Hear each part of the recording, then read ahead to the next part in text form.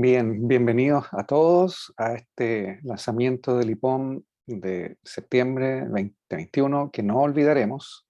Está con nosotros Joaquín Vial, vicepresidente del Banco Central de Chile, PhD en Economía en la Universidad de Pensilvania y amigo de toda la vida, debo decir además. Así que estamos aquí, Joaquín, para que nos ilustre sobre lo que se pueda ilustrar, además de lo que ya está publicado respecto del IPOM en esta coyuntura que estamos viviendo como país. Muchas gracias, Cristian. Bueno, es un gusto estar contigo y con todos y todas las presentes aquí en este foro. Para nosotros esto es muy importante como actividad porque finalmente uno presenta el IPOM, sale un documento escrito que se puede bajar, pero después de presentarlo en el Congreso, que además en el caso de septiembre, de acuerdo al mandato de nuestra ley orgánica, estamos cumpliendo con la exigencia de hacer esta presentación una vez al año al Senado, en pleno, no solamente la Comisión de Hacienda, entonces tiene una formalidad un poquito mayor. Bueno, es muy importante poder llegar también a otros públicos y desplegarnos, y de hecho, en paralelo a esto hay actividades prácticamente a lo largo de todo el país, desgraciadamente de forma remota todavía. Sí, lo ideal sería poder tener estas conversaciones en directo, sin perjuicio de que tiene sus ventajas también la conexión por internet, porque al final uno puede llegar a públicos que de otra manera sería imposible, ¿no?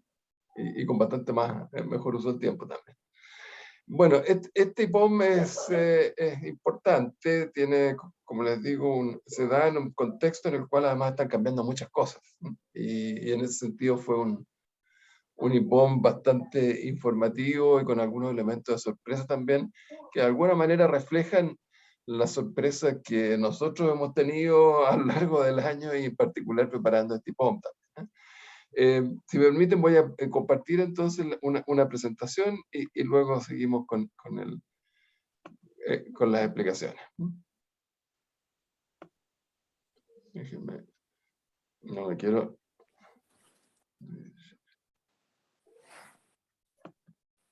Esa es la...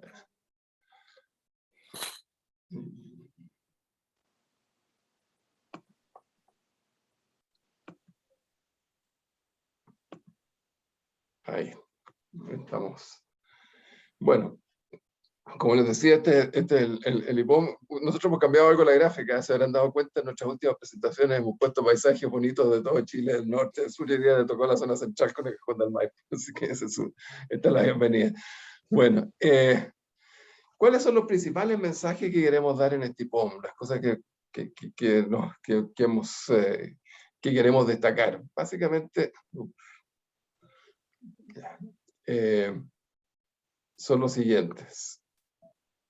En primer lugar,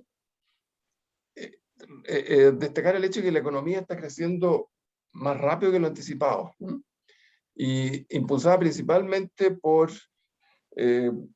elementos que son algunos muy positivos. Por ejemplo, una tremenda capacidad de adaptación de las empresas, las personas, a las nuevas condiciones de trabajo de la cuarentena. En nuestra proyección, por ejemplo, anterior, pensábamos que en el segundo trimestre, si bien íbamos a tener crecimientos muy grandes respecto al año pasado, íbamos a tener un PIB menor que el del primer trimestre porque justamente hubo cuarentenas bastante extendidas prácticamente en todo el país, y sin embargo no fue así. Hubo un aumento respecto del primer trimestre del año. En segundo lugar, por políticas públicas, ¿ah? Este año ha estado marcado ya por transferencias fiscales muy importantes, y un cambio grande respecto a nuestro IPOM de junio fue, por ejemplo, el hecho de que se haya aprobado la extensión del IFE universal hasta fin de año. Eso no estaba en el escenario base de nuestro IPOM de junio. Nosotros siempre hacemos los supuestos que se hacen sobre política fiscal sobre las cosas que ya están legisladas, no sobre proyectos de ley, ¿eh?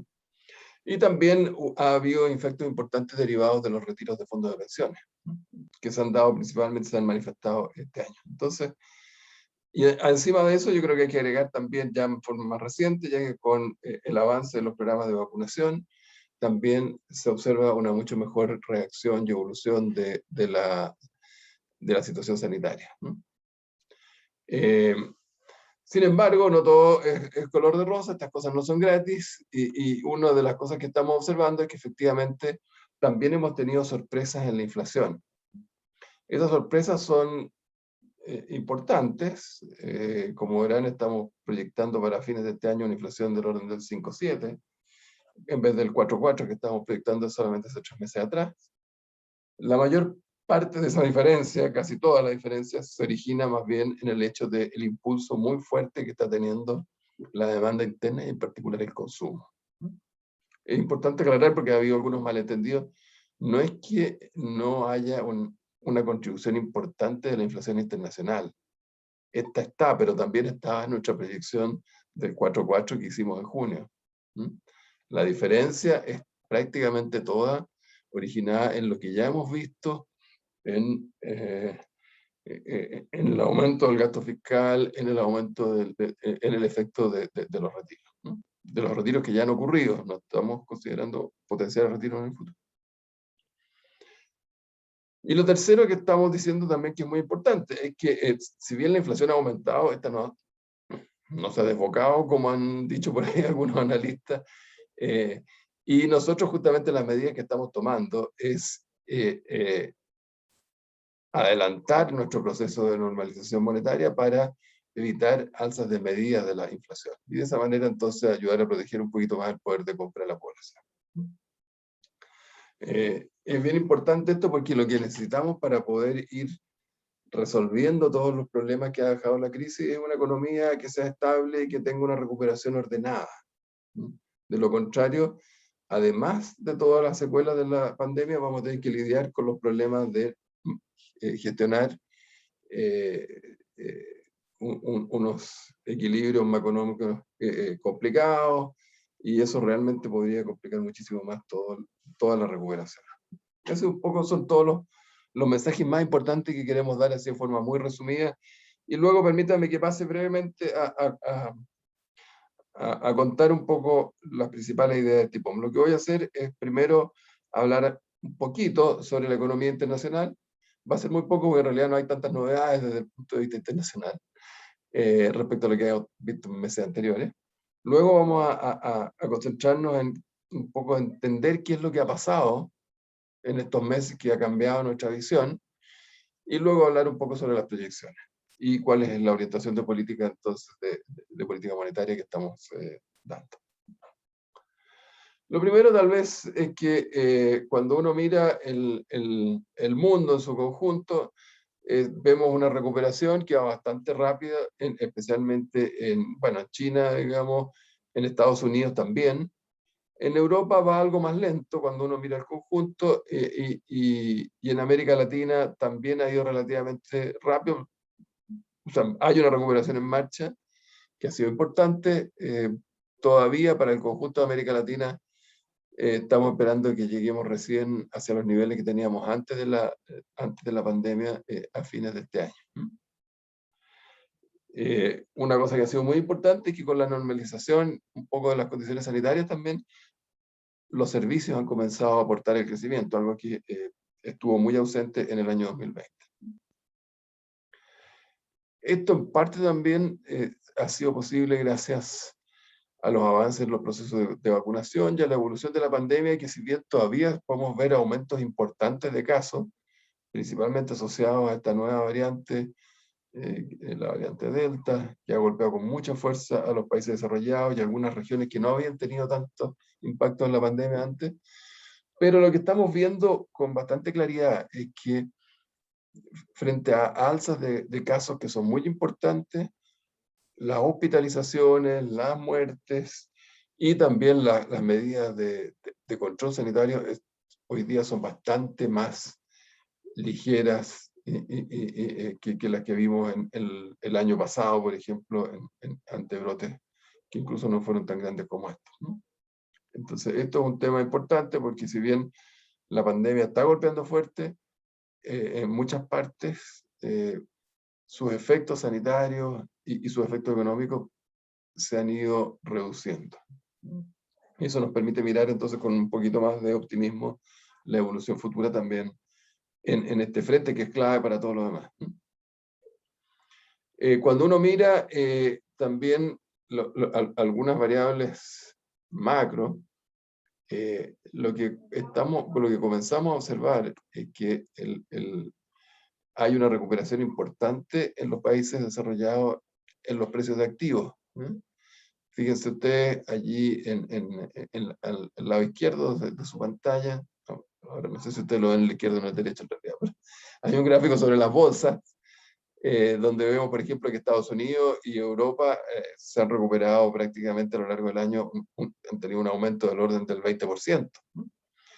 En América Latina, en cambio, esto no ha sido así, más bien ha habido una pérdida de valor, y los países exportadores de materias primas han tenido una mejoría, pero acotada, a pesar de los aumentos de precios de las materias primas que aparecen, digamos, lo vamos a comentar en un segundo más.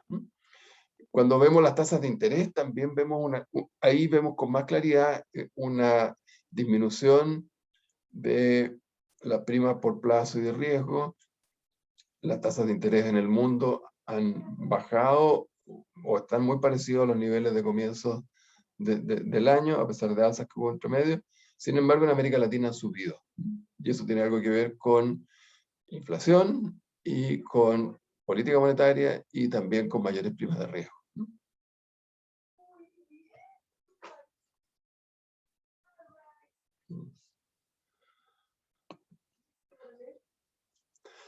Sin embargo, hay temas ahí importantes que digamos, surgieron como consecuencia de la pandemia y que están complicando un poco el manejo. O sea, estamos viendo, por ejemplo, disrupciones importantes en las cadenas logísticas.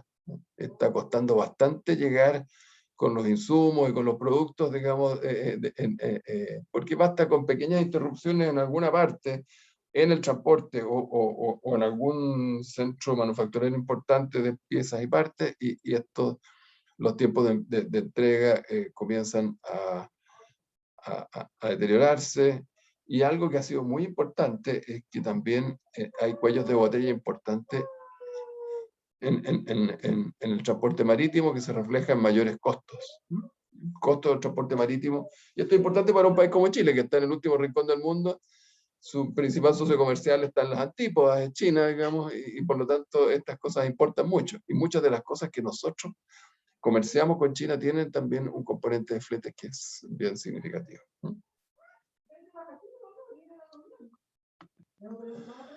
Perdón, esto ya lo habíamos visto. Cuando vamos a Chile, bueno, lo que llama la atención realmente es que, especialmente si miramos partiendo por nivel de actividad, es que ya desde fines del año pasado se comienza, en la última parte del año pasado ya comienza a evidenciarse una fuerte recuperación en la demanda, especialmente en el consumo. Eso se refleja, por ejemplo, en la actividad del comercio, que a pesar de estar cerrados muchos centros comerciales y cosas por el estilo, ya a la altura del tercer trimestre del año pasado ya estaba creciendo más de lo que era por encima del nivel que tuvo en septiembre de 2019. La minería pudo mantener niveles de producción relativamente estables durante todo este tiempo. Ayuda mucho el hecho de ser una actividad que no está concentrada en zonas urbanas. Lo mismo ocurre con la agricultura. Y poco a poco casi todas las otras actividades se han ido recuperando. La industria manufacturera también ha tenido un comportamiento bastante positivo, habiendo recuperado ya sus niveles de actividad crisis social, digamos, a la altura de septiembre del año pasado. Y luego ha seguido creciendo. Entonces, tenemos una recuperación que comienza ya con bastante claridad a la altura del tercer trimestre del año pasado y ya en la mayoría de los sectores están por sobre los niveles prepandemia.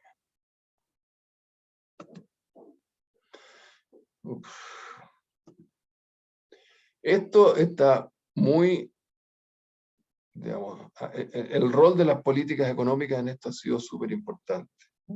Y tal vez voy a detener un poquito en esto porque hay un ejercicio de estos ejercicios contrafactuales que siempre son complicados porque, digamos, suponer qué es lo que habría pasado si no se hubieran hecho todas estas políticas económicas.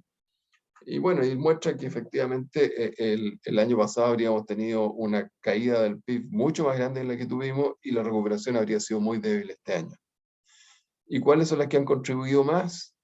Bueno, en primer lugar, y lo ponemos en primer lugar no solo porque sean responsabilidad en parte, por lo menos, del Banco Central, la política monetaria y las políticas de crédito han sido muy importantes, especialmente estas últimas, porque estas fueron las primeras. O sea, las políticas de apoyo al crédito que se basaron en garantías otorgadas por el fisco a través del FOGAPE, en cambio de la regulación sobre castigo y provisiones de la CMF, y la liquidez aportada por el Banco Central sujeta a la condición de expansión del crédito de las instituciones financieras, jugó un rol muy importante, especialmente durante el periodo en que la economía estuvo más cerrada, porque ayudó a mantener un flujo de crédito cuando normalmente ocurre en una situación de fuerte aumento del riesgo, como ocurrió con la pandemia, normalmente lo que ocurre es que el crédito se contrae. Esto permitió, por el contrario, que el crédito fluyera y de alguna manera contribuyó a la supervivencia de muchas empresas para que pudieran seguir pagando a sus proveedores, no se rompieran las cadenas de pago, pudieran seguir pagando sus planillas de sueldo, no se interrumpiera también el flujo de ingresos de la familia. Eso fue absolutamente clave para poder mantener la continuidad económico-financiera durante la pandemia. Luego, ya a partir del segundo semestre del año pasado, comienza también la política fiscal a tener un impacto más fuerte, directamente las transferencias de fondos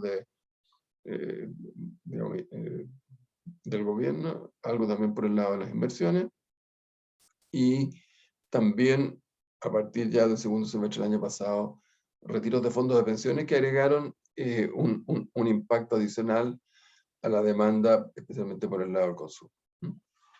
Estos jugaron un rol muy importante para permitir que la economía pasara bien la emergencia y generar condiciones de soporte para el crecimiento. Esto no fue gratis, por supuesto, la posición financiera del gobierno, por ejemplo, ha sufrido un deterioro muy importante en este tiempo. O sea, y lo mismo ocurre con la posición financiera de las familias, porque los retiros de fondos de pensiones lo que hacen es básicamente reducir la riqueza financiera y con ello para poder sostener el consumo presente.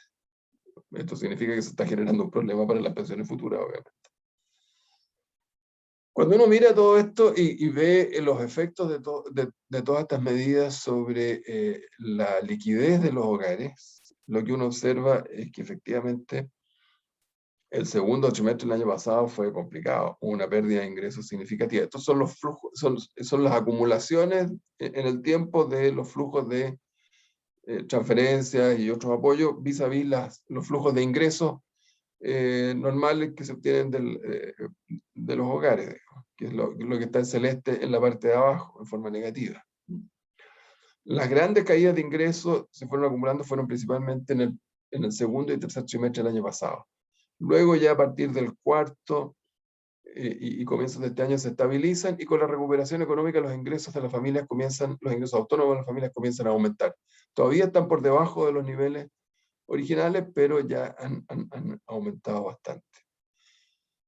Por otro lado, cuando uno ve desde el punto de vista de las inyecciones de liquidez, bueno, uno observa que el IFE tiene un rol relativamente bajo al comienzo, pero ya empieza a ser bastante más significativo en esta parte en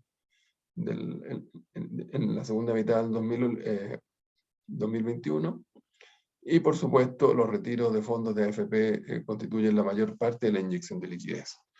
Es bien importante tomar en cuenta que no todo esto se ha gastado. Si se hubiese gastado, estaríamos realmente con un problema de inflación grande. Una parte muy importante de esto se ha ahorrado, se ha mantenido como liquidez y está disponible para gastarse. Por eso esto es una de las razones por las cuales estamos empujando, subiendo algo las tasas de interés, porque efectivamente nos interesa que, desde el punto de vista de la estabilidad macro, que estos fondos que están en activos líquidos se mantengan ahorrados, porque si empiezan a presionar el gasto, esto va a generar presiones inflacionarias muy fuertes. Y cuando uno mira en los componentes de demanda interna, y disculpen los tallarines aquí tan temprano en la mañana, digamos, pero si nos concentramos hacia el final, podemos ver que se empiezan a desenredar estos cables. Lo que estamos viendo es una evolución de, en primer lugar, muy notable del consumo de bienes durables. Y está, además, cuando uno mira los datos, ya no en frecuencia trimestral, como lo estamos haciendo acá, sino que en los datos mensuales o incluso podríamos decirlo, semanales o diarios, a partir de la información de factura y todo lo demás. Esto está muy vinculado también a los retiros de fondos de pensión. Lo otro que se destaca es la inversión en maquinaria y equipos, que crece muy rápido, y el consumo de bienes no durables, todos los otros bienes, que fíjense, son bien importantes. ¿Qué es lo que está más rezagado? Se están recuperando, pero todavía no están en los niveles originales. Son principalmente el consumo de servicios y la construcción. Esas dos actividades están muy influenciadas por las restricciones sanitarias. O sea, muchos de los servicios simplemente requieren interacción personal y esas, cuando hay cuarentenas, imposible. O sea, los aforos, etcétera, impiden que muchas de estas cosas funcionen. Y la construcción también enfrenta problemas delicados desde el punto de vista del transporte, primero de los trabajadores. Muchas de estas actividades no siempre se consideran como de primera necesidad y por lo tanto se pueden postergar, y son el tipo de actividades entonces donde la movilidad ha tardado más en recuperarse. Pero a medida que se han ido levantando restricciones sanitarias, estamos viendo que tanto los servicios como la construcción se están recuperando. Y como les decía antes, hay un aumento muy significativo de los saldos líquidos que mantienen las personas. Se ve, primero que nada, en el circulante, y ustedes habrán visto campañas para que la gente use su moneda. Eso nos está, digamos, nos está generando algunos problemas, especialmente para poder en el comercio. Pero hay ahí una parte bien importante. O sea, fíjense ustedes, el circulante de comienzo del 2020 hasta ahora prácticamente ha crecido 4 veces. Las tenencias de circulante por las personas. Los depósitos y ahorros a la vista también han crecido una barbaridad, prácticamente 10 veces. Y bueno, y también hay saldo en las cuentas corrientes de las personas y de las empresas. Entonces, hay mucho dinero que está, mucha liquidez de esta que se ha transferido, ya sea de los fondos de pensiones, del IFE, etcétera, que está hoy día en manos de los hogares y no se ha gastado. Entonces es importante tenerlo presente porque es un factor que ha incidido en nuestras proyecciones de aumento de la inflación en los meses que vienen. Mirando la evolución de la inversión, bueno, lo que estamos viendo allí es que la inversión se ha resentido en este periodo. Ha habido una evolución favorable de inversión en proyectos de energías renovables. Hay bastantes proyectos que se están ejecutando, son proyectos de relativamente fácil concreción comparado con grandes proyectos en nuestras áreas. Hay renovación de maquinarias y equipos.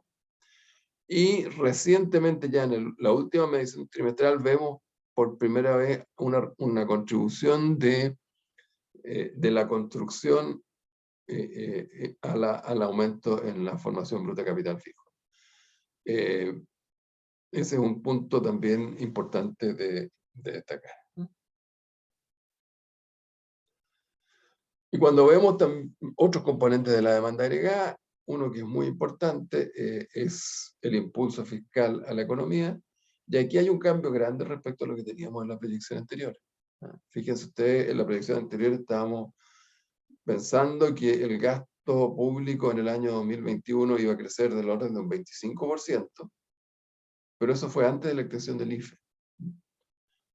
Después de la extensión del IFE, más algunos aportes presupuestarios adicionales para los temas reforzar el sistema de salud frente a todas las necesidades de vacunación y de tratamiento. Estimamos que este año va a crecer del orden de un 35% respecto al año pasado. Estas son cifras que hace muchos años no veíamos, digamos. Estos son crecimientos nominales, pero son muy grandes. Un tema importante sí es que muchos de estos componentes son transitorios. Y desde el punto de vista de los componentes externos de la demanda agregada, bueno, estamos viendo que las exportaciones están subiendo en dólares, muy apoyadas por el aumento del precio del cobre y de otros bienes. En términos de volumen hay una pequeña disminución. Y en importaciones estamos viendo también un crecimiento muy fuerte, una recuperación muy rápida, que está principalmente impulsada por los volúmenes. Este aumento muy grande del gasto de las familias, también de las empresas, digamos, se ha volcado en un porcentaje muy importante hacia bienes que son importados, maquinaria de equipos, bienes durables, y eso se ha reflejado en este fuerte aumento de las importaciones. También, por supuesto, de combustibles. El año 2020, con todos los autos guardados en la casa, los buses parados en el estacionamiento, porque estaba todo el mundo en cuarentena, digamos, obviamente hubo muy poca importación de combustibles. Este año se está recuperando, obviamente. Digamos, tasa de crecimiento, entonces en el rubro combustible es muy importante. Todo esto se ha reflejado también en una recuperación bien importante y bastante rápida del empleo. Y aquí quiero, en primer lugar, señalar que desgraciadamente no todas las fuentes de información están entregando el mismo cuadro, ¿no? Cuando uno mira, por ejemplo, el empleo asalariado formal, estos son trabajadores que cotizan en el sistema de previsión y el seguro de cesantía. Lo que muestran los registros administrativos es que los niveles de empleo ya se recuperaron a los niveles pre-crisis social y pandemia. Los del INE, que es una encuesta, muestra que esto todavía queda una brecha por recuperar. Pero también digamos, muestra dos cosas en realidad. Uno, que queda una brecha por recuperar, pero que además muestra una caída más grande que la que se vio en los datos de los registros administrativos. Yo creo que esto tiene mucho que ver con las características de la encuesta. Lo que cuenta, la historia que muestra el INE no es muy distinta a las historias que muestran las otras encuestas, pero en todas estas encuestas la gente autorreporta su situación. Y hay gente que puede estar contratada, recibiendo una remuneración, por ejemplo, pero acogida a los programas de apoyo al gobierno. Simplemente la empresa les ha permitido, durante algún tiempo por lo menos, trabajar desde sus casas, o simplemente les ha pedido que les ha mantenido el contrato de remuneración, pero sin trabajar de esos meses que estuvo cerrado toda la actividad. Entonces, digamos, no es raro que aparezcan discrepancias entre las encuestas y los datos administrativos en este. Para el caso del empleo formal, nosotros estamos más bien usando los datos, los datos administrativos. La encuesta sí nos da una historia mucho más fidedigna de lo que pasa con los trabajadores por cuenta propia y los trabajadores informales. Y ahí lo que vemos es una correlación muy fuerte con el ciclo sanitario, por llamarlo así. Cuando la economía se cierra, todo esto se cae. Cuando la economía se comienza a abrir, esto se recupera. Y lo que ya estamos viendo, por ejemplo, en trabajadores por cuenta propia, ya después del inicio del levantamiento de restricciones más fuertes, ha comenzado también a recuperarse más rápido. Pero lo vemos entonces, en términos, estos están todos medidos como índice, no se ven los tamaños relativos. Lo más importante lejos es el asalariado formal, ¿no? Y luego viene cuenta propia. Esos son los dos más importantes, ¿no? En términos de, los otros son categorías mucho más chicas, el otro, por ejemplo, es casi insignificante. Entonces, para tener una idea, en general, nuestro cuadro que vemos desde el lado del mercado de trabajo es una recuperación importante del empleo. Todavía quedan brechas. La más grande es la caída en las tasas de participación, especialmente de las mujeres, que está muy asociada al hecho de demandas de trabajo en el hogar, la reapertura parcial solamente de los colegios, y también, por supuesto, el tema de cierre de muchos residencias de adultos mayores, y simplemente por temor muchas veces, que vuelven a vivir en casas con sus familiares, y eso normalmente son cosas que recaen en Chile, digamos, por lo menos en las mujeres. Entonces hay una retirada de mujeres del mercado del trabajo que nos lleva casi a una década atrás en esto, y no es claro que vayan a volver ni vayan a volver tan rápido, especialmente si no se normalizan todas las actividades de servicio. Una cosa que estamos viendo en este contexto es que hay algunos indicios de escasez de mano de obra. Eso aparece en nuestro informe de perspectivas de negocio, y aparece también hay distintos indicadores. Acá hay un indicador, por ejemplo, de avisos laborales y de postulaciones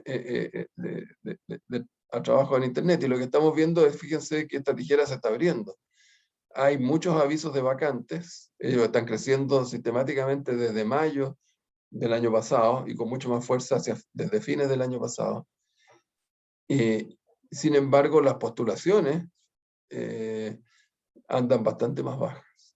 A lo mejor este es un tema de que no toda la gente está usando este mecanismo para postular a los puestos de trabajo, pero claramente, y esto coincide con lo que se están reportando distintas encuestas, nuestros propios informes de perspectiva de negocio, es que efectivamente está contando contratar gente, especialmente en trabajo menos calificado.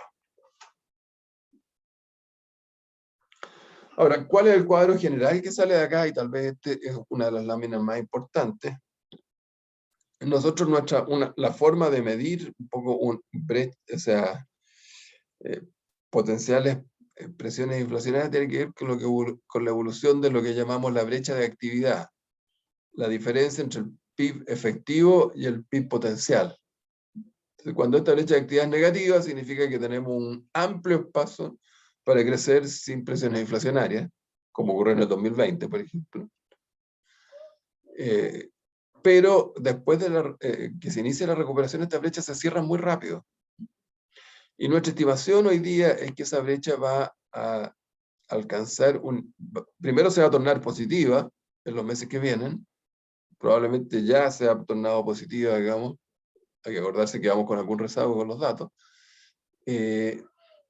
y llegando a niveles cercanos al 4%. Esos son niveles muy altos en una perspectiva histórica. Y luego, paulatinamente, a medida que se va recuperando la actividad económica, se va recuperando el PIB potencial también, y se va desacelerando el crecimiento de la demanda, tenemos una convergencia gradual hacia el PIB tendencial. De manera que la brecha se va cerrando y se termina de cerrar ya hacia fines del año 2023. Entonces, este es un punto bien importante, porque esto de alguna forma condiciona la trayectoria de la inflación. Durante este periodo vamos a tener presiones inflacionarias, eso es lo que está claramente expresado. A pesar de que no se ha recuperado todo el empleo, hay estrechez en diversos aspectos de la economía. Ya vimos las cadenas logísticas, insumos, algunos espacios dentro del mercado de trabajo que hacen que tengamos entonces potenciales presiones inflacionarias. Un tema que también refuerza lo anterior es justamente la evolución de los salarios, porque a pesar de las altas tasas de desempleo que estamos viendo, ya desde mediados del año pasado empezamos a ver una recuperación de los salarios, y hoy día están creciendo a tasas bastante normales. O sea, las últimas mediciones del INE, por lo menos, estamos hablando de tasa de crecimiento nominal del orden del 6, 6,5%. Entonces, esto de alguna manera está dando cuenta de una creciente estrechez en el mercado del trabajo. Este es un tema también, esto no es una estrechez generalizada, está muy focalizada en algunas actividades y ocupaciones. Todavía tenemos una tasa de desempleo alta y tasas de participación baja, pero desde el punto de vista de las presiones en el mercado laboral, esto está coexistiendo con escasez de mano de obra en otras partes que se está reflejando en estos aumentos de salario. Y bueno, lo que hemos visto, y pasando ya un poco a las variables financieras, es que ha habido un deterioro en las condiciones financieras a nivel local que es significativo, ¿no? Un punto bien importante, por ejemplo, son es lo que ha pasado con las tasas de interés de largo plazo.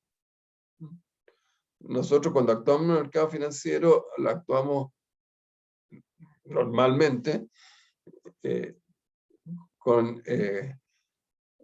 sobre la tasa de referencia, con la tasa de referencia de política monetaria. Básicamente lo que nosotros aportamos es al costo de fondeo de muy corto plazo de los bancos. Es allí donde estamos actuando nosotros. Pero la tasa a 10 años es realmente una tasa que se determina por condiciones de oferta y demanda impactada por lo que ocurre a nivel nacional y local. Y lo que hemos visto es un aumento sostenido de la tasa nominal, como pueden ver ahí ustedes, el BCP10, la línea celeste, desde comienzos de año, con niveles cercanos al 2,7, a tasas ya que están sobre el 5, digamos. Entonces, ahí hay un tema, esto en una parte importante, cuando uno mira la comparación con sus equivalentes internacionales, esto es un aumento de los spreads respecto, digamos, las tasas internacionales han subido un poquito, pero las nuestras se separaron completamente en este tiempo. Es un tema bien importante porque de alguna manera está dando cuenta que tiene que ver con nuestras condiciones locales, no globales. Lo que hemos visto también es que este aumento de las tasas largas, hay un encarecimiento de créditos ya, por ejemplo, en el mercado hipotecario, que son los más lejos, y también vemos, por supuesto, una caída en el valor de los fondos de pensiones que están más concentrados en renta fija. La revalorización, digamos, el alza en las tasas de interés se traduce en una pérdida de valor de los bonos. Un bono que antes nominal que pagaba un 1%, obviamente tiene que valer menos cuando las tasas que se están colocando los bonos nuevos están cercanas al 5. Esas cosas se tienen que hacer equivalentes y por lo tanto se pierden valor los bonos emitidos anteriormente. Y hemos visto también algo que es bien importante, una depreciación del peso bastante significativa a partir ya de mediados de este año, que también es difícil de explicar en un contexto en el cual, por un lado, tenemos un precio del cobre que ha subido mucho, por otro lado, tenemos un fisco que está vendiendo dólares para poder financiar sus gastos de manera bien significativa, y además sabemos que con los retiros de fondos de pensiones, las AFP tienen que vender dólares también para poder entregar pesos. A pesar de todas esas fuerzas, el dólar, o sea, el peso se ha ido depreciando a lo largo del año. Las rayas verticales son las fechas de los retiros de fondos de pensiones. Y las ponemos aquí porque efectivamente, por ejemplo, en el tipo de cambio, vemos claramente allí cómo hay alguna correlación entre los movimientos del tipo de cambio y estos retiros. Pero ya a partir de ese retiro empezamos a ver, es justamente coincide con el periodo en que comienza a ocurrir esta depreciación del peso. Y es donde se acentúa también el alza de las tasas de interés. Claramente lo que está ocurriendo, especialmente en el mercado financiero, da cuenta de una mayor perspectiva de riesgo. Es un mercado en el cual se ha sacado una parte importante de los fondos del mercado de capitales, y eso tiene su impacto obviamente en estas variables financieras. Cuando ustedes ven, por ejemplo, aquí el tipo de cambio en Chile en relación a otras monedas, lo que les comentaba anteriormente, nuestra depreciación ha sido mucho más fuerte que, por ejemplo, la de Estados Unidos, donde también están enfrentando presiones inflacionarias, y frente a Europa, incluso frente a América Latina. Y esta diferencia comienza a notarse con mucho más fuerza, diría yo, a partir de mediados de este año. Este es un tema que nos preocupa porque cuando tenemos una depreciación idiosincrática, nuestros estudios muestran que el impacto sobre la inflación es mayor. Es bastante mayor que cuando se trata de una depreciación general, por ejemplo, porque el dólar en el mundo se está apreciando. Entonces, lo que estamos viendo acá es un cambio de precios relativo, y eso tiene, de Chile respecto al resto del mundo, y eso tiene un impacto más fuerte sobre la inflación. Bueno, lo que hemos visto en este contexto es que la inflación, que llevaba varios años por debajo de nuestra meta, y era un tema de preocupación. Bueno, ya en el último tiempo ha comenzado a alejarse de la meta. Hoy día estamos con una inflación en torno a 4,4, y la inflación sin volátiles también ha subido y también se ubica ya en torno al 4%. Entonces, este es un tema importante. Esto refleja lo que ya ha pasado, eh, y hay un aumento respecto a lo que estábamos proyectando en nuestro IPOM de junio también, que es un tema importante, y lo cual nosotros, la interpretación que nosotros le damos a esto es justamente que es la combinación de todos estos elementos que hemos visto. Una expansión muy fuerte del consumo, más allá de lo prevista, presiones por el lado de una depreciación que es idiosincrática, y creciente estrechez de oferta que se está reflejando, digamos, en la evolución de la brecha. Bueno, estos son otros indicadores de inflación, y como ustedes pueden ver, prácticamente todos coinciden en mostrar alguna aceleración. Cuando uno ve, entonces, el panorama general, qué es lo que ha ocurrido con nuestras proyecciones, bueno, vemos que respecto a las proyecciones de junio, hay una revisión prácticamente de 2 puntos porcentuales para este año.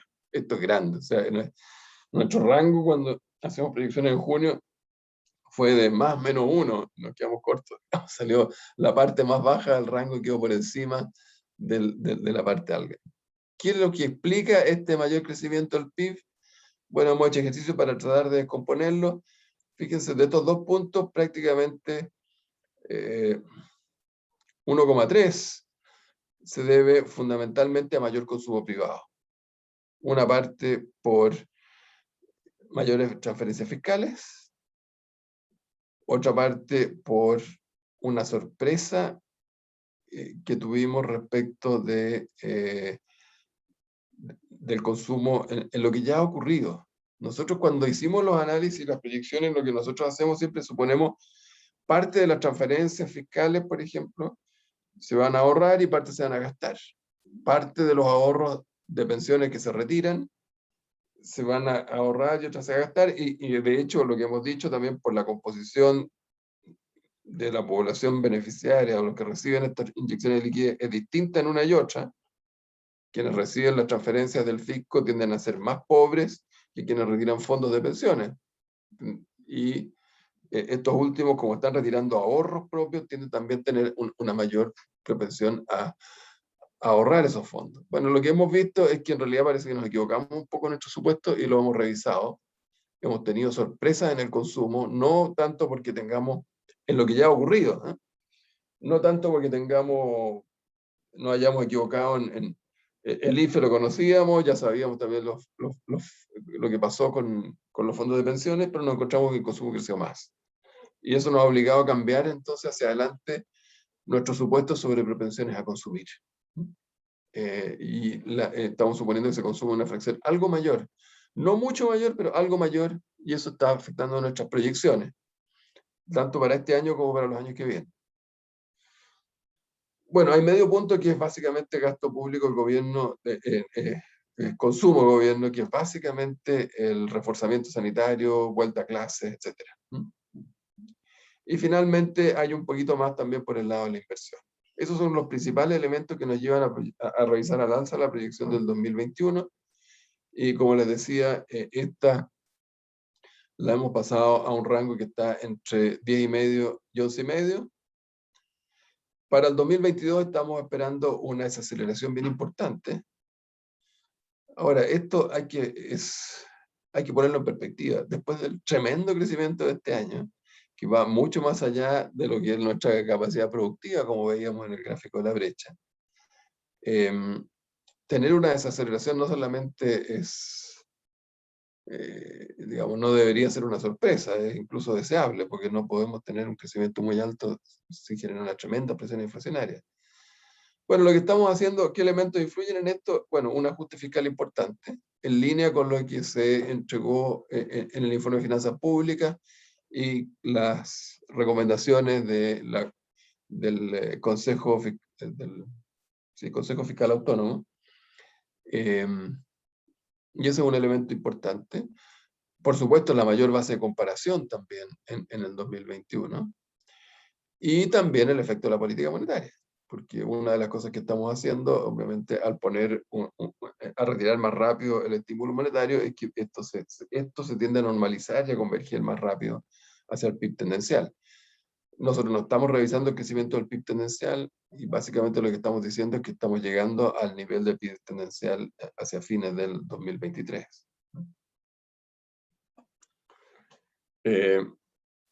¿Cuáles son los elementos hacia adelante de la proyección? El consumo privado obviamente es el gran actor en esta recuperación, con un crecimiento del orden del 18% para este año. Por supuesto, después de este tremendo aumento en el consumo de este año, lo normal es que tengamos una desaceleración. O sea, hay una parte muy importante de este aumento del consumo, por ejemplo, que es consumo de bienes durables. Una vez que ya uno se compró un auto, no se va a comprar un segundo auto el segundo año, al año siguiente, por poner un ejemplo. Entonces, es normal que después de un aumento tan fuerte, especialmente en el componente más transitorio del consumo, tengamos también una desaceleración importante el próximo año. Bueno, y por supuesto también las menores transferencias fiscales y la ausencia de retiros de fondos de pensiones también ayudan. Y eso obviamente es un poco lo que estamos proyectando hacia adelante. En la inversión este año nos ha sorprendido, ha crecido más de lo que nosotros estábamos anticipando. Eso en parte tiene que ver con la buena capacidad de adaptación de las empresas que han podido continuar algunos proyectos de inversión grandes en minería, en industria, por ejemplo, que estaban en curso.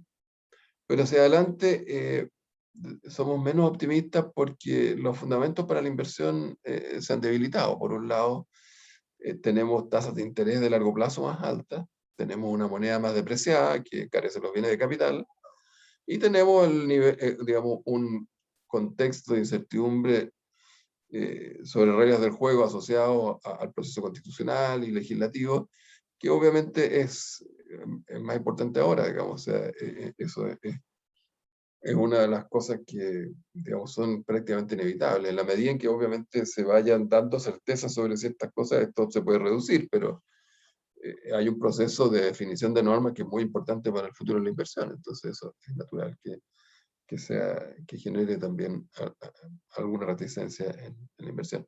Y lo que hemos visto con los catastros, por ejemplo, tiende a confirmar esta idea de que no, digamos, salvo en el área de energía renovables, hay poco ingreso de proyectos nuevos al catastro, bastante menos que en años anteriores y mucho menos que lo que son en los periodos normales de recuperación después de una recesión. Entonces eso nos hace pensar que la inversión va a estar relativamente débil en los próximos años. Y el impulso externo que va a recibir la economía, más o menos calculamos que va a ser muy parecido al que teníamos antes, no vemos grandes cambios en eso, un poquito mayor de lo que anticipábamos en el 2022. El precio del cobre prácticamente hemos mantenido con muy poca variación lo que estábamos proyectando en junio. Digamos, un ajuste hacia abajo relativamente suave, y precios de petróleo que se mantienen a niveles parecidos a los que tenemos hoy. ¿Cómo afecta esto a la inflación? Bueno, vemos también aquí, y de nuevo una descomposición, o sea, estamos proyectando para este año ahora una inflación de 5,7, estábamos proyectando 4,4 en junio. Aquí hemos tenido sorpresas grandes. Las sorpresas más grandes están por venir, en el sentido de que, digamos, hasta ahora hemos tenido algo de sorpresa al alza, pero realmente lo que estamos pensando es que hacia adelante aumenta. Y allí, ¿qué es lo que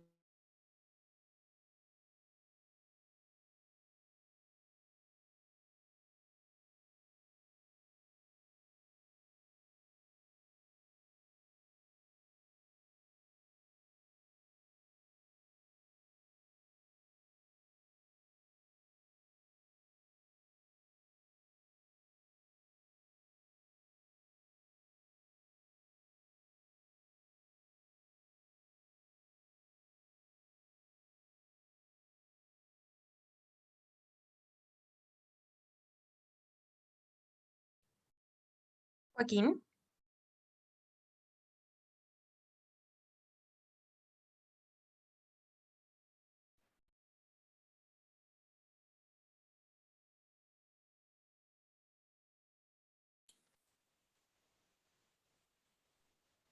Hola, buenos días. Joaquín, al parecer perdió la conexión.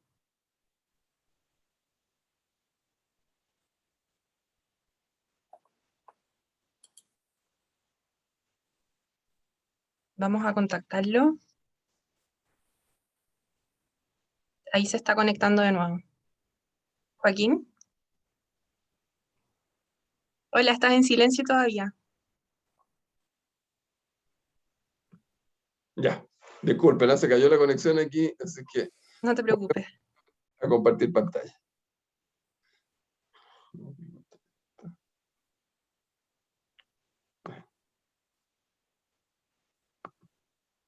Ya.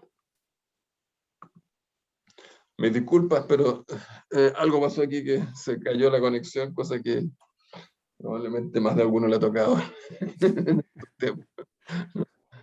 No vamos a mencionar la compañía de proveedora de internet. Deme un segundito para ponerlo.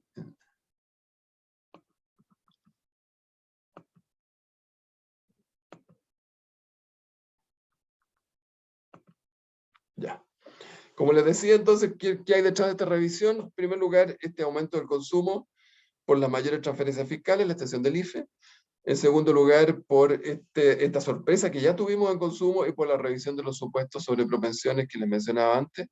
Eso explica como 0,8 de esta diferencia de 1,3. O sea, aquí está el grueso. Además, este mayor traspaso cambiario como consecuencia de la depreciación del peso de tipo idiosincrática y algo que aporta también un mayor precio de energía. Como les decía antes, digamos, no es esto lo que está cambiando, no es el aumento de la inflación internacional lo que está cambiando la proyección respecto a lo que hacíamos en junio. Nosotros ya teníamos un supuesto de inflación internacional importante en junio y eso, digamos, ahora con el aumento de precio de energía está aumentando un poquito más, pero no es mucho más. El grueso de lo que estamos viendo hacia adelante es el impacto del consumo y del traspaso cambiario de esta depreciación real del peso. Y es por eso que se requiere política monetaria. Si fuera inflación internacional, solamente eso no nos preocupa demasiado, para ser franco. Y entonces, esta es la trayectoria de la inflación que estamos proyectando hoy día, tanto la efectiva como la subyacente, como pueden ver ustedes, hacia el 2022 es cuando estamos por un periodo de varios meses con inflaciones sobre 5%, pero luego la combinación de la desaceleración de la economía por el retiro de los gastos fiscales transitorios, más la política monetaria, nos permite anticipar que vamos a converger al 3% dentro del horizonte de proyección. Esto es bien importante. Lo mismo ocurre con la inflación subyacente. En ese contexto, lo que nosotros hemos dicho es que vamos a tener que adelantar el retiro del estímulo monetario. Y eso se ve reflejado en este corredor de las tasas de interés que básicamente se construye a partir de los ejercicios de sensibilidad. Ejercicios de sensibilidad son modificaciones al escenario base, pero que no alteran el rango central de la proyección de actividad. Y por lo tanto, están dentro de lo que son los ajustes normales de la política monetaria. ¿Y qué es lo que estamos diciendo allí? Como ustedes pueden ver, esto es un corredor que está bastante más arriba que antes. Lo que estamos diciendo es que básicamente una economía que está creciendo más rápido, impulsada principalmente por la demanda interna, y en particular por el consumo, y donde además, por razones que tienen que ver probablemente más bien con una mayor percepción de riesgo de la economía, tenemos una depreciación idiosincrática, se necesita ir retirando más rápido el estímulo monetario. Esto es particularmente cierto en un momento en el cual estamos partiendo con tasas de interés extremadamente bajas, ¿no? O sea, hasta el martes, digamos, la tasa de interés está en 0,75, con inflaciones que están sobre 3, cercanas a 4. Entonces, son tasas reales extremadamente bajas. Hay alguna gente que ha dicho que estas son alzas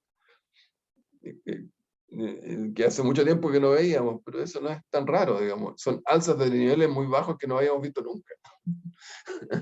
por lo menos por un tiempo tan prolongado.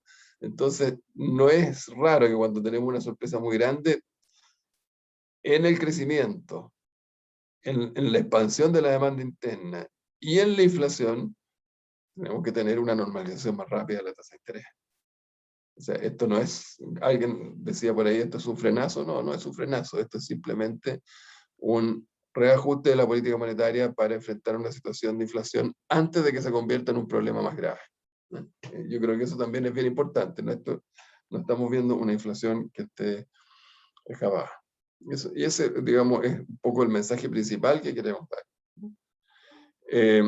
Para entender bien esto, también vale la pena explicar un poco cuáles son los escenarios de sensibilidad que hemos considerado para efectos del cálculo de este corredor. Hay varios. Uno, por ejemplo, que podríamos tener un menor dinamismo del consumo. Bueno, nosotros hicimos un cambio en los supuestos, a lo mejor nos equivocamos. O podríamos tener un recrudecimiento de la pandemia. O sea, podría llegar la variante Delta, por ejemplo, y eso significa que a lo mejor se restablecen algunas cuarentenas. Yo diría que eso, digamos, son como algunos de los elementos que podrían generar un menor dinamismo del consumo, en cuyo caso se requeriría habría menores presiones inflacionarias y habría menos necesidad de subir, o sea, las tasas podrían ir avanzando más lento.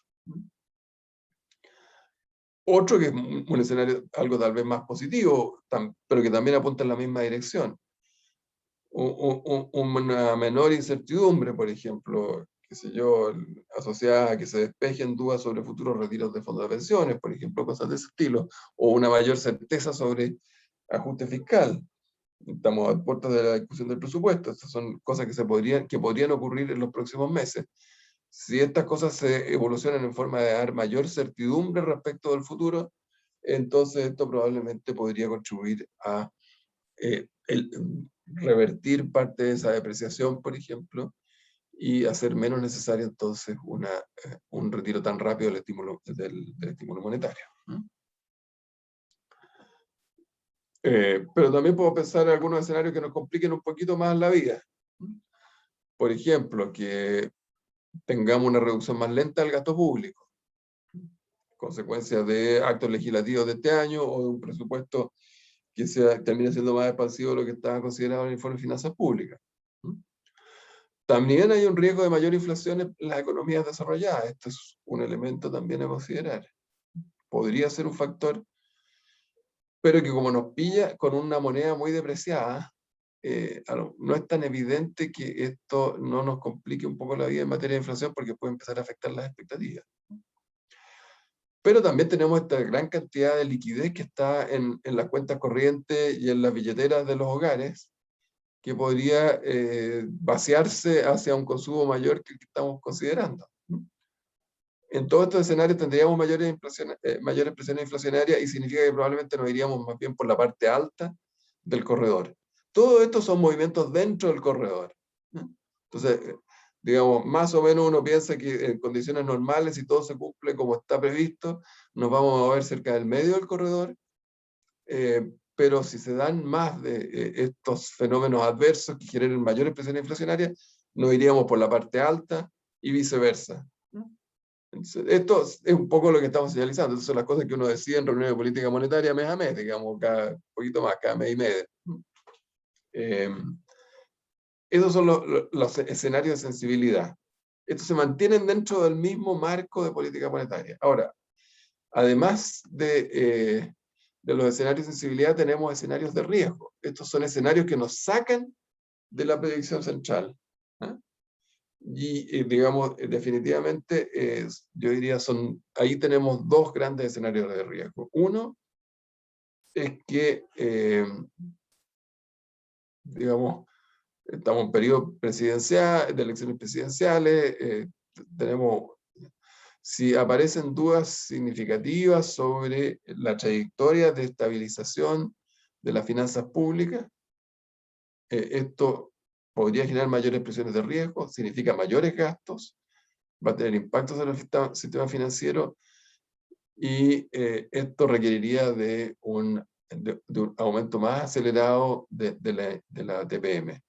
Aún así, vemos que esto, digamos, probablemente ya requiera de ajustes mayores, porque si no, simplemente ajustes mayores fuera del ámbito de la política monetaria, porque si no va a ser difícil que la inflación converja dentro de los 2 años de plazo. Y otro escenario posible, por ejemplo, sería aprobación de nuevos retiros de ahorros previsionales. O sea, nuestra economía ya está teniendo un impulso al consumo muy grande con los retiros que ya ocurrieron.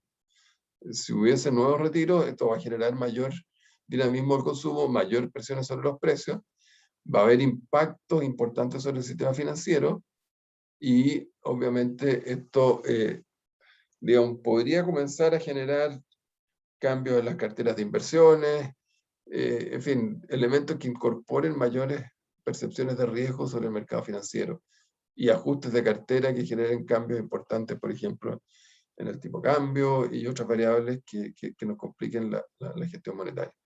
En consecuencia, estos son escenarios de riesgo, no están considerados dentro de lo que es el corredor de política monetaria. Ahora, una cosa que hemos dicho también es que en general, por lo menos desde el punto de vista de los escenarios de sensibilidad, creemos que las cosas están cargadas un poquito más en términos de probabilidades, a que nos vayamos por arriba que por abajo, pero eso está por verse todavía. Yo diría que esos son los principales mensajes del IPOM, no los voy a repetir de nuevo. Creo que tenemos una recuperación en marcha que es mucho más fuerte de la que pensábamos. Han aparecido presiones inflacionarias y cumpliendo con nuestro mandato y preocupados además por, de alguna forma, como lo ha dicho Mario, proteger los bolsillos de la gente, digamos. Hay varias generaciones que no han conocido el fenómeno de la inflación y no saben los costos y perjuicios que esto implica. Es muy importante evitar que esta inflación se convierta en algo persistente y por lo tanto necesitamos comenzar a retirar más rápido el estímulo monetario. Esto no es un frenazo, es ir eliminando el sesgo muy expansivo que ha tenido la política monetaria en estos años, irlo eliminando a poco todavía, pero irlo eliminando ya para ir asegurando que la inflación converja a la meta dentro del horizonte de proyección. Muchas gracias.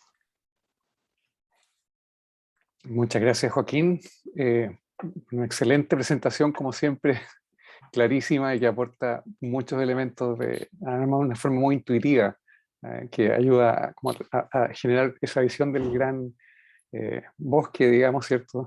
Sin perderse los detalles. Así que se agradece doblemente, que es algo que cuesta cuando uno lee el IPOM, que es tan abrumadoramente completo que,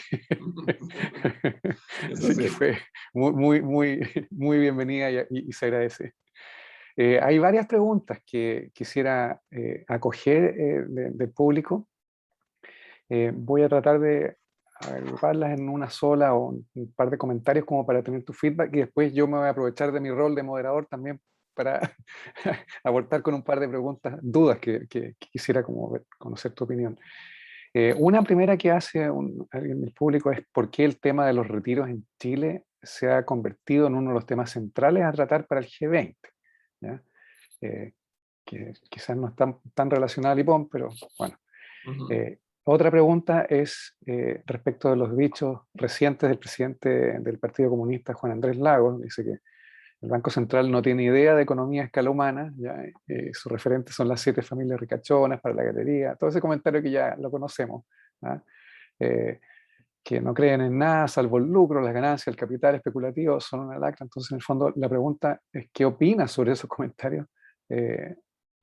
Claro, pero desde el punto de vista, digamos, como esos son comentarios un poco, no sé, no hay mucha economía detrás, pero bueno.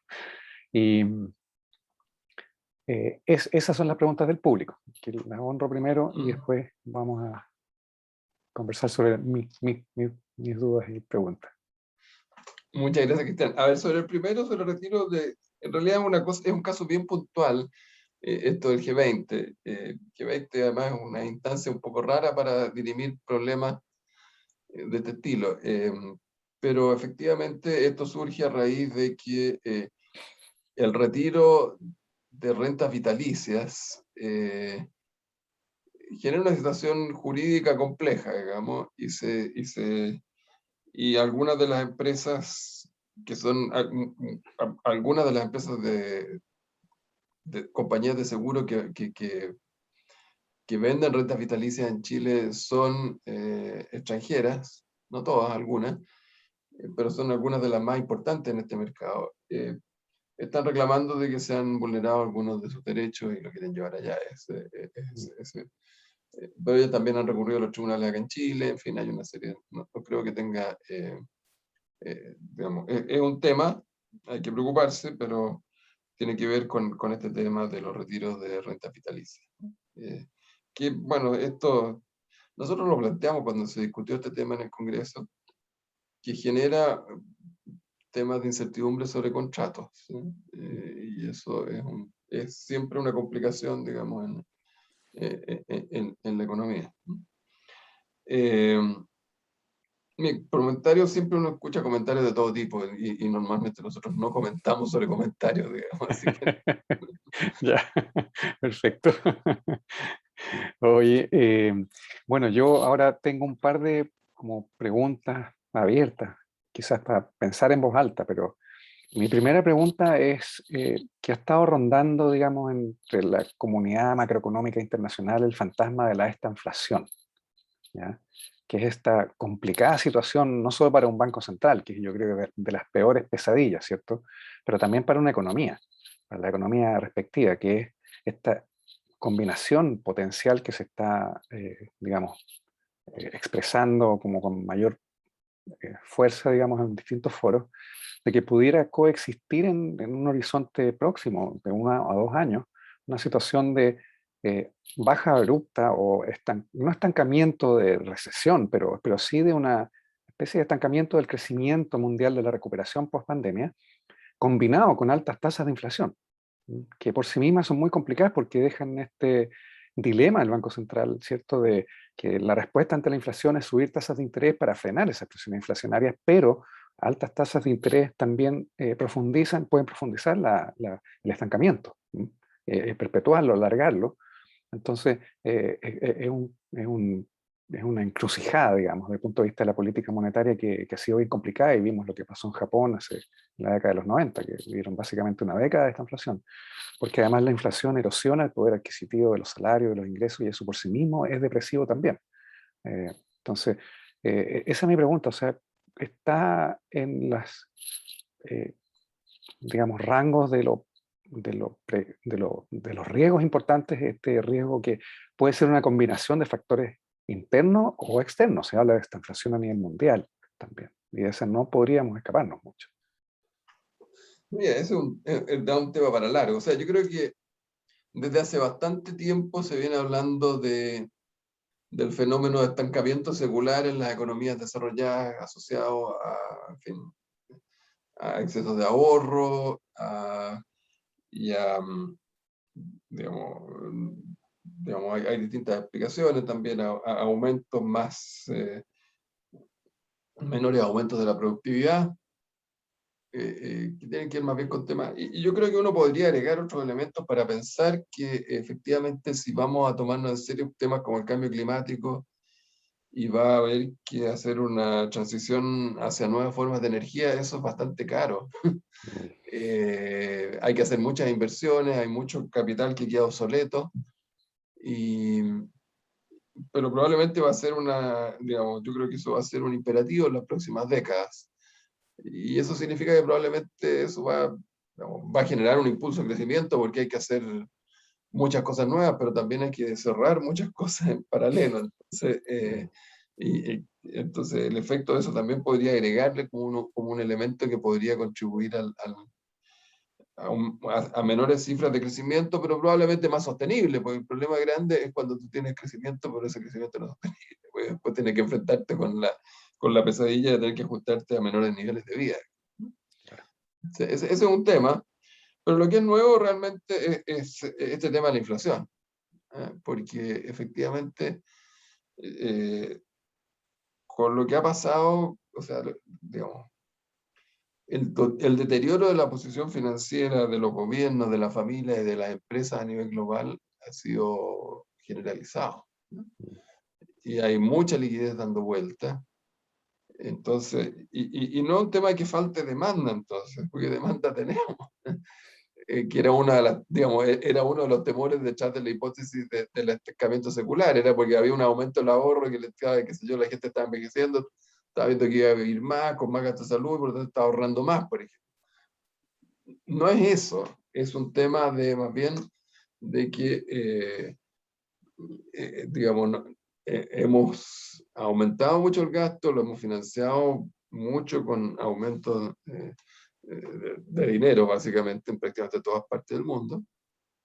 Y eso está generando inflación. Y tenemos también disrupciones en las cadenas logísticas a nivel mundial. La oferta se ha complicado. En consecuencia, yo creo que digamos, podríamos tener inflación. La visión de la Fed es que este es un fenómeno transitorio y de corto plazo. Pero si por alguna razón hubiese una pérdida masiva de confianza en el dólar, por ejemplo, cosas de ese estilo, podríamos tener que a lo mejor esto se prolongue más tiempo. Entonces, yo creo que hay un riesgo de inflación y yo creo que los bancos centrales ya han comenzado a reaccionar frente a esto. Estos riesgos de inflación tienden a ser más persistentes en economías chicas, digamos, como la nuestra. Y por lo tanto, en general lo que estamos viendo, por ejemplo, en América Latina, muchos países subiendo sus tasas de interés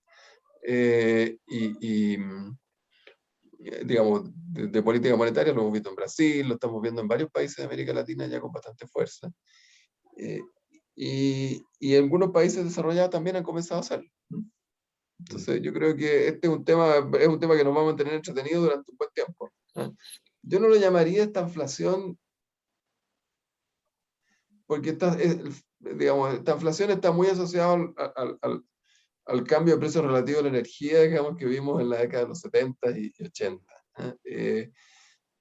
Digamos, la transición energética hacia por el tema de cambio climático podría generar un fenómeno parecido, pero lo que estamos viendo ahora se parece más a inflación tradicional, yo creo, que está partiendo, eso sí, con un problema complicado porque además de tener una expansión muy importante del consumo y de la demanda en general, en el caso de los países desarrollados, fíjense que es la inversión más bien lo que está empujando la recuperación, una parte de esa vinculada al mundo inmobiliario, por supuesto, pero con una oferta que está media todavía fragmentada, ¿no? Entonces, eso está generando presión inflacionaria. En el caso nuestro tenemos la particularidad de que en realidad, digamos, no solamente ha empoderado muy fuerte la posición financiera del fisco, sino que además una parte importante de la expansión del consumo se ha financiado echando mano a ahorros previsionales, que, digamos, por su magnitud, digamos, está generando presiones inflacionarias como la que hemos visto en la presentación. Ya, bueno, muchas gracias por tu respuesta. Es una pregunta bien amplia, en verdad, sí, reconozco. Hoy, y otra pregunta es más puntual quizás de nuestra situación interna del mercado financiero, que llama la atención la coexistencia de un nivel de liquidez altísimo, en verdad, de 8 veces lo que es normal, junto con alza de tasas que también es anormal, anómalo y completamente desalineado de lo que es la trayectoria de tasas en otras partes. Entonces, yo sé que tú insinuaste que había un factor de riesgo ahí de por medio que probablemente explica, pero de todas formas, ¿hay algún otro factor que esté dando vuelta? Porque llama harto la atención, en verdad. O sea, Mira, normalmente cuando uno ve tasas de largo plazo que suben mucho es porque, por una de tres razones principales. Una, que hay perspectiva de crecimiento más alta. No es el caso, nosotros hemos revisado la baja de nuestra predicción de crecimiento tendencial, digamos, y yo creo que eso no ha sido muy controversial. Así que es difícil pensar que va por ahí la cosa. La otra es que tengamos un desanclaje muy grande de expectativas de inflación en el largo plazo, que tampoco lo estamos viendo, los precios activos no muestran eso, digamos, los break-even y otras cosas. Entonces, y lo tercero es que haya aumentos de primas de riesgo.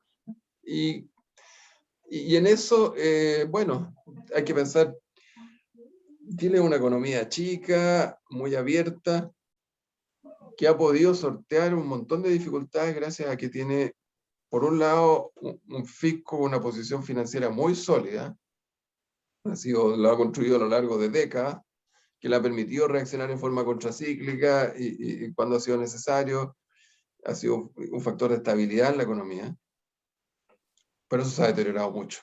Por la emergencia, digamos, uno podrá decir si está justificado o no, pero es un hecho objetivo que nuestra posición financiera del fisco hoy día es muy distinta a la que teníamos hace 5 años atrás, ¿no? Y por otro lado, si uno mira los fundamentos, también uno ve la otra gran fortaleza de esta economía era un pool de ahorros domésticos muy grande que permitía también absorber los choques financieros. Y justamente los retiros de fondos de pensiones lo que han hecho es ir reduciendo este colchón que de alguna manera te permite financiarte frente a shocks de corto plazo, sin tener que recurrir al endeudamiento externo, que como sabemos, en países chicos donde los términos de intercambio cambian mucho, pues genera una vulnerabilidad grande. Entonces, Claro. estas dos cosas yo creo que son elementos objetivos que de alguna manera están presionando al alza las primas de riesgo. Y no nos debería sorprender demasiado. Ya, ya. Y bueno, y quizás también el riesgo del momento social, político, institucional que hemos estado viviendo desde el 2019, que también está un poco influyendo en decisiones de inversión, de asignación de recursos de largo plazo, aunque por Sí, ese lado habría de reducir la yo creo que demanda. eso influye, pero fíjate que, digamos, este es un periodo de mucha turbulencia a nivel global, ¿eh? Sí, Y cierto, yo estoy absolutamente convencido que mal de mucho es consuelo de tontos, pero por otro lado, cuando uno tiene que está en el mundo global haciendo decisiones sobre carteras de inversión, lo que nosotros vemos desde adentro como algo muy complicado, probablemente desde afuera no se ve muy distinto a lo que está pasando en otras partes. Entonces, cuando llega el momento de asignar fondos para un lado u otro, a lo mejor juega un rol menos importante de lo que juega para nosotros acá en Chile. mm, Y obviamente la contraparte de eso es que si uno quiere sacar la plata de afuera, no sabe mucho dónde sacarla tampoco con tanta tranquilidad. Bueno, te cuento que en el informe que hacemos nosotros de medición de la confianza del inversionista extranjero directo en Chile, ese fue uno de los aspectos que salió súper claro en la medición, que desde la visión de empresas multinacionales, desde sus casas matrices, incluso aquí en Chile, los gerentes generales, nos dijeron, lo que pasó en Chile estaba pasando en otros 40 países en el mundo, incluyendo Estados Unidos. O sea, estallidos sociales de diversa naturaleza por distintas razones, pero con violencia inusitada, no conocidos, y que ponían incluso en jaque la institucionalidad, por lo menos percibida. Así que como que en ese estudio salió también muy claro que, las grandes inversiones de largo plazo efectivamente tienen una visión global en la cual hubo un contexto, y hay un contexto global de bastante incertidumbre e inestabilidad por distintas razones geopolíticas, militares, internas, que está ocurriendo simultáneamente, y el mensaje que nos dieron también fue que la inversión extranjera directa incorpora eso en sus proyecciones, ¿ah? Porque son proyecciones a 40 años, muchos Sí, proyectos. claro. Entonces está incluido la posibilidad de que vengan periodos de turbulencia, que no es que un país pase de de un estado a otro para siempre, sino que son como fenómenos que son cíclicos y que, bueno, están incorporados en esas proyecciones. Así que, bueno, Joaquín, estamos en honor al tiempo, a tu tiempo y al de las personas que se han unido hoy día. Quiero agradecerte mucho a nombre de la Facultad de Economía y Negocios y la Universidad del Desarrollo tu excelente presentación y la candidez y la sencillez, digamos, en presentar cosas que, de nuevo, se valora mucho esa habilidad de destilar los grandes mensajes que nos ayudan, digamos, a tener una visión global, que es lo que generalmente falta muchas veces. Una vez se ahoga en los analistas también, en gotas de agua, digamos, ¿no es cierto? Entonces, súper valioso estas visiones como globales que sintetizan tan bien, digamos, un escenario interno y externo y perspectivas y contextos. Así que muchas gracias y te anotamos para una próxima. Con mucho gusto. Probablemente ya no va a ser desde el Banco Central, en todo caso, mi periodo termina en febrero, pero voy a tener muy buenos reemplazantes, así que no hay problema. No, Perfecto.